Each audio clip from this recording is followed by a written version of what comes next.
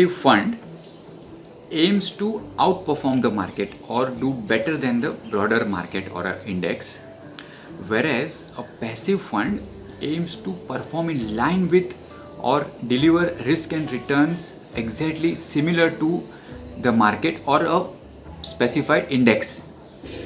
So active investing involves conscious stock picking, taking views on certain sectors, identifying certain stocks within that sector and trying to take a position that is overweight or underweight as compared to the benchmark.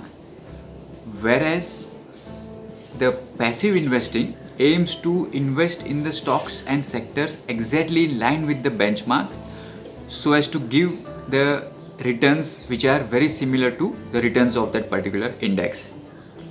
So basically in active management, there is a top-down view taken on some broad theme and a sector, and then a bottom-up stock by stock selection is made basis certain research inputs, certain judgment of the analyst or fund manager.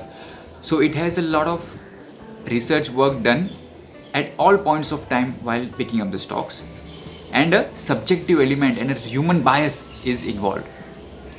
Whereas on the passive investing side, at the inception a lot of research and thought process is put in place in terms of selecting the particular right index and the way in which the portfolio would be constructed. Once that is done, after that there is no human bias and there is no ongoing research involved or day-to-day basis tracking the movement in a particular stock or a sector, but then it is passively mirroring the particular index that has been selected. So that is the key difference between active funds and passive funds, or the style of managing funds actively or passively. Mutual fund investments are subject to market risks. Read all scheme-related documents carefully.